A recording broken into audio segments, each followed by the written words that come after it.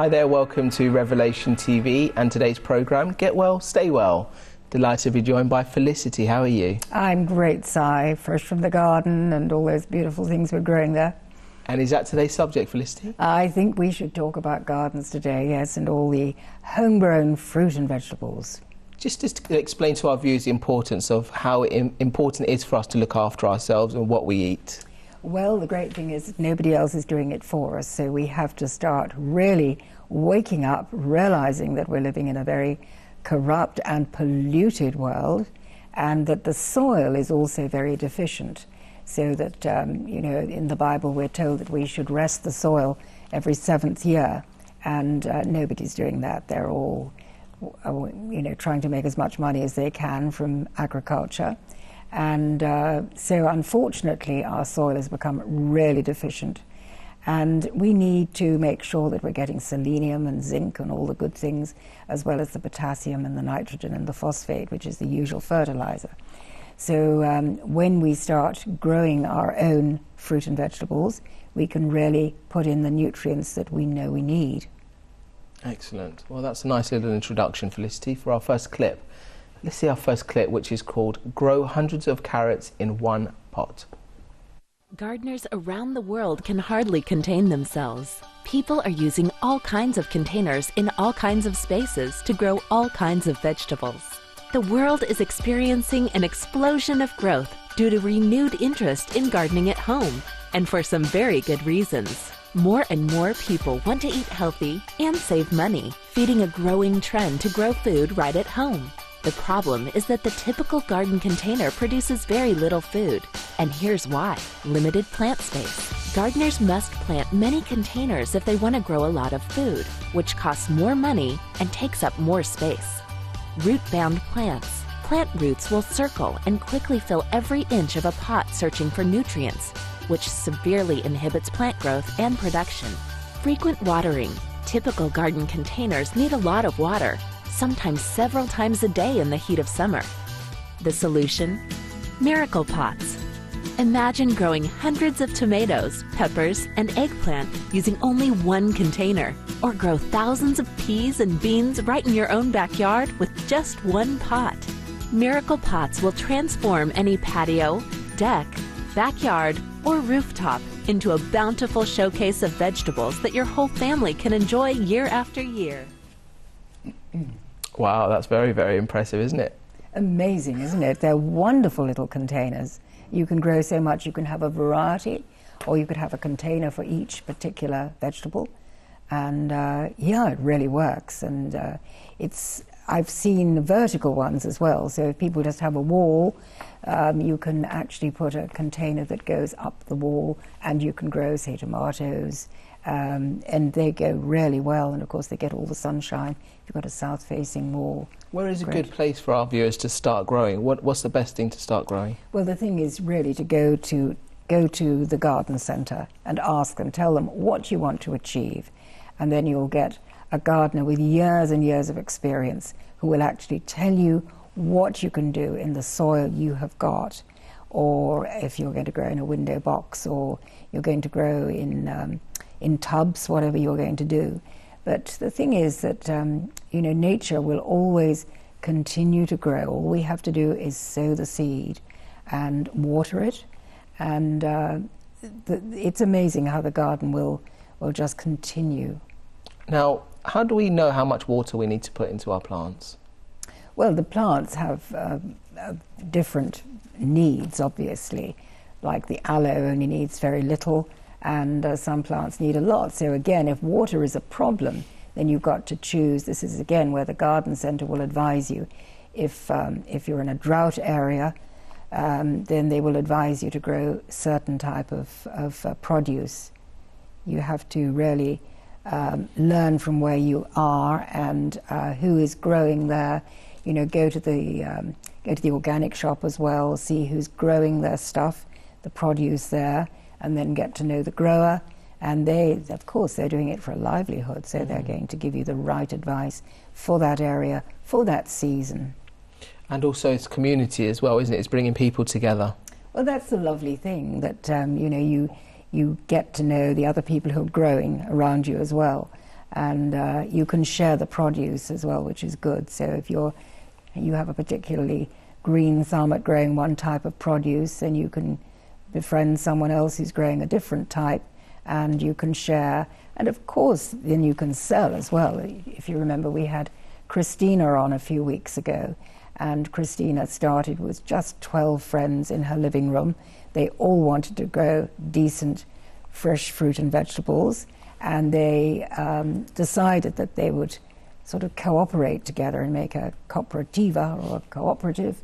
And this is in America, in Texas, and lo and behold, they've got a huge business now. And they're sending the boxes out of all the excess stuff that they've got. They've fed their families, they've fed their friends, and now they're selling the produce.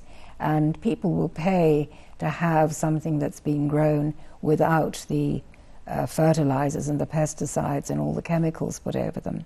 Because this is really what's causing our great epidemic of disease, Si, you know. Yeah. And it's the processed foods, the chemical foods, the genetically modified foods. And we're now getting a lot of things being genetically modified that we don't even know about. And so, you know, some of the food we used to think was quite safe is now being genetically modified. And people really have to ask the right questions and find out from authorities, you know, what is really going on, what's in their water as well, because that's terribly important.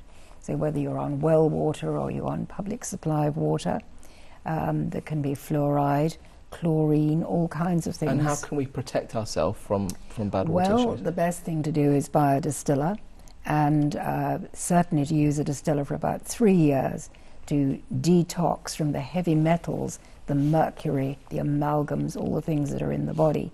And when you start distilling for about 3 years to detox, and then you can go on to spring water. But everything that's commercial, of course, is done for price. It's done for profit. Mm-hmm. And so we have to be really careful and not as trusting as we've been in the past. You know, I think we were all brought up to trust, and we're learning that actually in the big world of business, everything is done for profit. You know, the pharmaceutical industry, the food industry, everything is for profit for the shareholders. And it's not exactly getting the very best food for us. And what about education and educating children to teach them to eat the right foods? Yeah, really important. And what an opportunity, because they just love being in the garden and they love growing things. And learning about it, you know, it's life, it's recreating life. And so it's so exciting to see things grow. So the children will love that, and it's a nice thing to bring all the family together, you know, the mother and the father and all the uncles and aunts and granny and grandpa, who incidentally probably know much more about it than the parents, because going back a couple of generations, we were farmers, we were fishermen, and, you know, we were back to nature, and we've come so far away from that in the last 100 years. And of course all the chemicals as well. We've now got so many new chemicals that are being brought out all the time. Apparently the caramel flavoring that we get in some of the foods are actually made with ammonia, and you know it tastes wonderful and we think how lovely, but in fact we are poisoning our bodies, so we have to be really careful. And of course the sugar content now, there's so much more sugar put into everything. It's not just the sugar that you see in the packet, it's the sugar that's hidden in the processed foods. Everything is laden with sugar. You know, Mars bars have, I don't know, 11 teaspoons or something, and no wonder they're so addictive, because everyone is getting so addicted to the sugars, the wrong salts, the wrong fats. It's how times have changed, isn't it, in the last, so we say, 50 years or so. The eating habits of us individuals. It's changed dramatically, and added to that, of course, we've now got computers, mobile phones, TVs, so people are actually sitting all the time. They're not getting out and exercising. And so we've got a combination, you know, the sort of perfect storm of having the wrong foods and no exercise and very little fresh air. People are not out in the fresh air enough. You think a couple of 100 years ago, you know, we were farmers and we were out there in the fields all day and taking a lot of physical exercise. So, of course, people slept really well at night. And now we have all these people, I have a lot of emails about insomnia, and people are really worried that they can't sleep at night. The electromagnetic radiation around them as well, that's a pollutant in the body. And you can get these mats, that you use with the computer that actually ground you so that the hertz in the body, which should be 6, and gone up to about 60, and is driving us all mad with electromagnetic radiation. And when you start removing all that from, say, the bedroom, people sleep so much better. That's just one thing. Okay, well, let's take a look at our next clip. This is about the urban agroecology. Let's take a look. Drivers whizzing past on the 210 freeway through Pasadena have no idea that a stone's throw away from the fast lane is a lush but tiny Eden, a 4,000 square foot farm. It not only feeds a family, but revolutionizes the idea of what can be done in a very unlikely place, the middle of a city. This is city living, but I brought the country to the city. Rather than have to go out to the country, I just imported it. 63-year-old Jules Dervais started this backyard farm 10 years ago. It's a deliberate throwback to the storied days of self-reliant rural America. Jules and his children grow almost all the food they need, and everyone pitches in. 5 pounds of grapefruit. His daughters, a niece. We have another guy coming to pick up. And Jordan. Yeah, are you done? Okay. And his son, Justin. Their produce is organic, and their animals are, well, friendlier than average. Say hi. Say hi. We have eight chickens, 4 ducks, and 2 goats. I joke with people. I said I think my animals fit better in a city backyard than a lot of dogs in the neighborhood. The ducks and chickens lay thousands of eggs a year and keep the bugs in check. And they really made the dynamics of the urban homestead much more sustainable. Sustainable and dense. On their 4,000 square feet, they raise 400 varieties of vegetables, fruits, and edible flowers.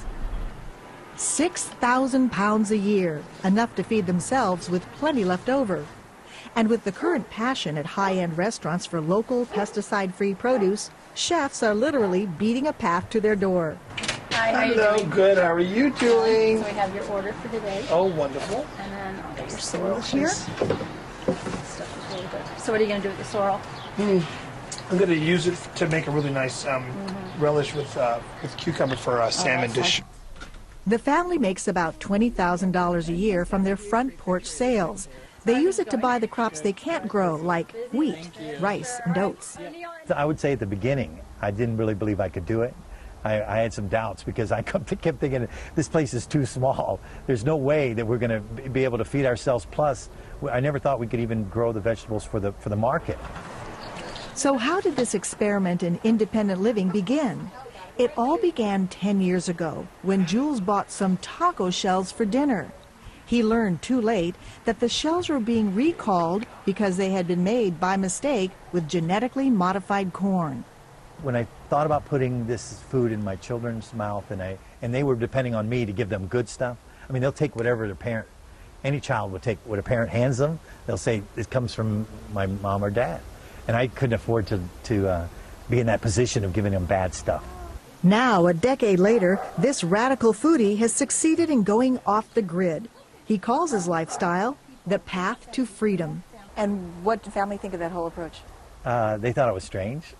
They thought it was. My daughter wouldn't come out of the front yard and visit with her friends because they said, "What's up with your dad?" They wanted to know what was going on because I was making some radical changes here. The Dervais have no ugly commute. They avoid office politics and will never get fired. But their jobs are way more than 9 to 5. I need the help, all the help I can get, and it's my family that, like in the old days, the farmer's family made the difference. Jordan takes care of the animals. A joke for them, we call them pet organic composting machines. Justin is in charge of making sure they get the most out of every square foot of soil. And sometimes the results are extraordinary. You actually grew this? Yeah, it's like a little pumpkin, but it's very long. Just slightly. Slightly. He's also the beekeeper. Oh my gosh, that's the first time I've ever done straight from The honeycomb. Hi there, welcome back. What a fantastic way to bring together the family, isn't it? Isn't it lovely? And the honey from the honeycomb, Wow. that's really special, isn't it? Yeah. And they're using the animals as well, but you see how well looked after the animals are there, and they're happy.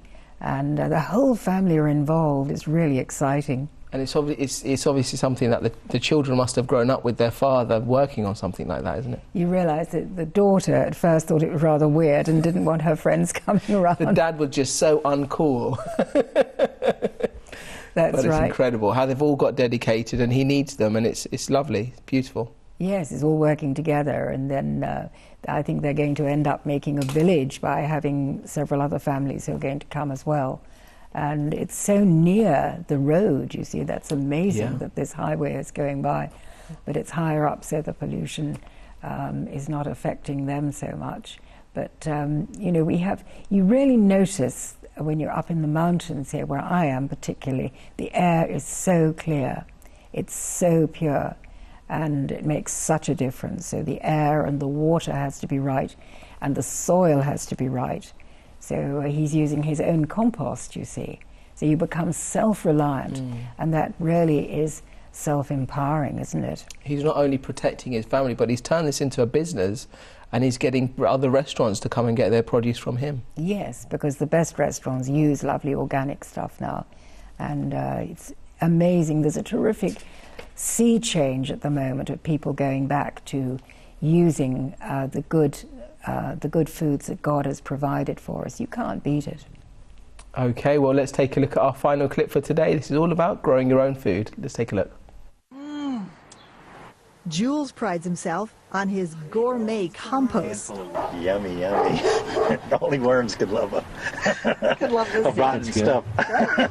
Anise is in charge of cooking the vegetarian meals. All homegrown, strawberries and edible flowers and salad and beets and carrots. And the canning. We got grape leaves, pickles, beans, and pickled peppers to all sorts of jams, tomato sauce. And the menu? That depends on what's in season. What happens when something's out of season? We just don't eat it. You're out of luck. It's out of season. There are no microwave ovens in this kitchen, and no Cuisinarts either. We have, gizmos, but they're just hand-powered. What little electricity they use is generated by these solar panels. How much is your electricity bill? Well, it's running about as high as $12 a month. $12 a month for everything here. Yeah. They spend even less on gas. This is their biodiesel brewing station. So this is just used grease from restaurants. Yeah, they use it to fry onion rings, french fries, anything you would fry. And you get it free? Yeah, free and delivered on our doorstep. The gasoline station is self-serve. It hasn't always been easy. Justin remembers the year that frost wiped out a crop. Another year, it was a destructive insect. And recently, they've noticed a new challenge, climate change. We call it the forefront of global weirding because we've been gardening for so long, you can sense things are off. We have this June bug that comes out. It's called June, so it's supposed to come out in June, but it comes out in July and August and September, so something's definitely off. The other challenge is water. Southern California skies don't deliver enough of it. So Jules keeps the water bill down with this ancient form of irrigation. That's like clay pot irrigation. So it's buried under there. It's buried, usually up to the throat here, and then all you do is fill it up, and the water weeps through the porous skin, through the clay, and you get the water where the plants need it at the root zone. Plants take the water as needed. So simple. So just so simple. It's 5 o'clock, dinner time, the time when it all pays off. Is it going to be inside or outside? Oh no, it's supposed to be outside. The Gervais are the ultimate locavores. Their food traveled a whole 100 feet from the field to the table. They all say they love urban homesteading and can't imagine living a typical consumer-driven life. But there's one thing they would like. My plans are to have Homesteadville, which is What's Homesteadville? a village of all homesteads to start start with my family will be there. They'll have their homesteads. Their extended family will be there, and people that want to live this lifestyle will be there. At the end of the day, some not so back to nature activity. Visits to their websites have grown dramatically. They get about 6 million hits a month from others interested in this grow-it-yourself revolution. Growing food yourself is a dangerous act because you're in danger of becoming free. We're all in the same boat, on the same planet, and there are people now asking deep questions about the future of the planet. And they're willing to do this. They're willing to take a risk. It's a risk that has paid off for Jules and is blazing a trail for others. Hi there, welcome back. They're so self-dependent, aren't they? Do you know they have 6 million hits a year on Facebook? Because people are just, 6 million a month. That's per month. Yep. On Facebook. Isn't that amazing? That's the beauty of social media, isn't it? I think people need to know how to be independent. Yeah. And there is also a hand-powered wheatgrass juicer that I know of, and that's really important as well. We may not always have electricity. We are in end times. I've written an end time survival guide, which is with help of some special forces friends of my husband's, and just putting together the things that we should have in our homes. What does that include? Oh, well, you've got to read the book. It's just basically having the things to survive. You've got to have supplies of water. You've got to have supplies of, say, rice. Rice is the best thing because you can survive on rice for a long time. Wow. And, of course, the powdered wheatgrass. Right. Because the wheatgrass will keep you with the living enzymes, with all the green plant, when maybe we can't actually get food from outside. Now, Will just mentioned about the 6 million hits that they receive per month. Now, we say that people spend so much time on the internet, they don't get out for exercise, but why not also use it as a positive? And they can use things like YouTube and go and watch videos to inspire them as well, can't they? Yes, you can see how to purify water, with very basic methods. And that sort of thing would be really good. And also the community side of things like social media and Facebook, it brings people together equally minded. Yeah, absolutely. That's the joy, and you can pool information, and that's really important. With the famines we're having around the world, we're having floods or we're having earthquakes. There's extreme weather at the moment. As they said, it's weird weather at the moment. And, if we're living in end times, then we really need to prepare ourselves and to look after our families. We're just coming towards the end of today's programme, Felicity. Just for our viewers, you've got a couple of minutes just to summarise why they should grow their own food. Well, I think it's really important to be independent and to get away from the processed food and the chemicals in the food. We've touched on how many, 800 different chemicals that have been invented in the last 50 years. And plastics, if we think of the difference that plastics have made, because they give off xenoestrogens that are carcinogenic, and our lives are surrounded with plastic things.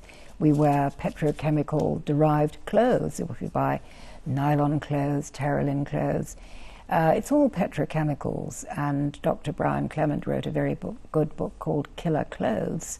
We don't realize that it's not just our food, it's also what we're wearing, what we're putting on our skins that have such an effect on our health. So to get well and stay well, we really have to detox in many, many different ways.